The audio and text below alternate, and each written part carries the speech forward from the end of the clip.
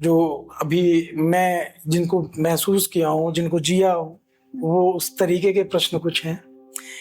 जैसे इंसान दुखी क्यों है, मैं इसको थोड़ा और एलैबोरेट करता हूँ, थोड़ा और बड़ा करता हूँ, विस्तृत करता हूँ। हम लोगों के दादाजी थे अकेले कमाने वाले, और पूरा 12-15 लोगों का परिवार, और बड़े बढ़िया से सबका चल रहा था, सब खुश थे। फिर पिताजी आए, 3 भाई, तीनों कमाने वाले। दुख थोड़ा पास आया। अब हम लोग पूरे एक अपने घर में लगभग 4-5 भाई, सब लोगों को मिला करके, और सब कमाने वाले, और ऐसा लगता है कि पूरा नहीं हो पा रहा है, या दुख ज्यादा है आर्थिक रूप से, मानसिक रूप से। तो ऐसा क्यों है?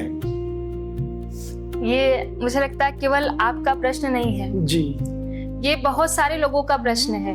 हाँ। आज जिससे पूछो बड़े दुखी है, हाँ, बड़े दुखी हैं, पैसा नहीं आ रहा है। इसको देखो बड़े टेंशन में है, जी, बड़े डिप्रेशन में है।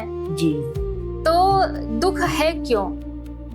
क्योंकि हमने जीवन जीना ही छोड़ दिया है। बहुत अधिक पाने की जो चाह है, जी, बहुत अधिक इकट्ठा करने की जो चाह है, वो कहीं ना कहीं व्यक्ति को दुखी कर रही है।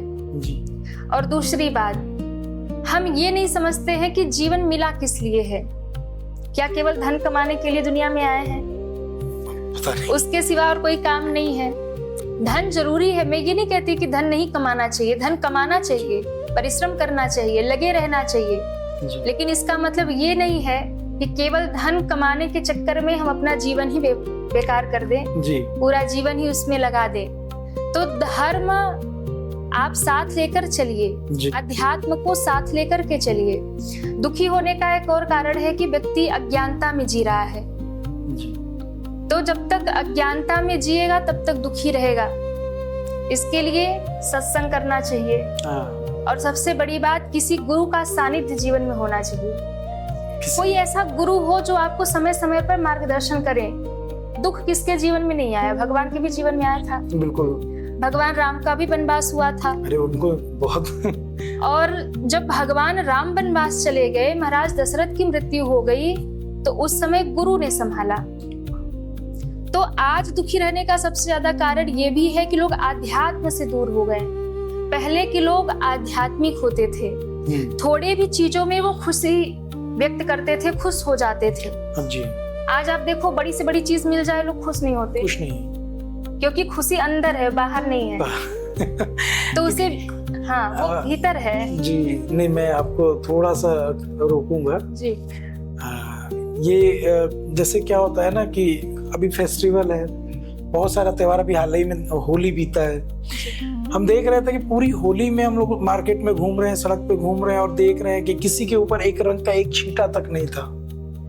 और मतलब एक समय था जब हम लोगों का बचपन था, और लोग ऐसा पूरा मतलब महीनों पहले से रंग में रंगे घूम फिर रहे थे। हाँ। और अब ऐसा दिखता ही नहीं है। तो खुशियां तो सच में अंदर ही थी लोग, और ढूंढ हम लोग बाहर रहे हैं। हाँ, तो खुशियां सबके भीतर रहती थी और सब व्यक्त करते थे। हाँ, एक दूसरे के लिए खड़े होते थे। पर आज का जो समय है, वहां पर लोगों को अपने आप में ही खुशियां चाहिए। जी, वो बाहर लोगों के साथ में एंजॉय करना नहीं चाह रहे हैं। कहीं ना कहीं अपनी अहमता भी आ रही है। हाँ, अहम तो बहुत है। तो यही सब आजकल दुख का कारण है। और छोटी छोटी बातों में हमें प्रसन्न होना चाहिए, छोटी छोटी बातों में हमें खुशियां बटोरनी चाहिए, अपनों को साथ लेकर चलना चाहिए, क्योंकि सुख उसी में मिलेगा। आप केवल स्वार्थ में जिए, अकेले जिए, तो फिर दुख तो रहेगा ही रहेगा। स्वार्थी होने पे दुख तो आएगा ही।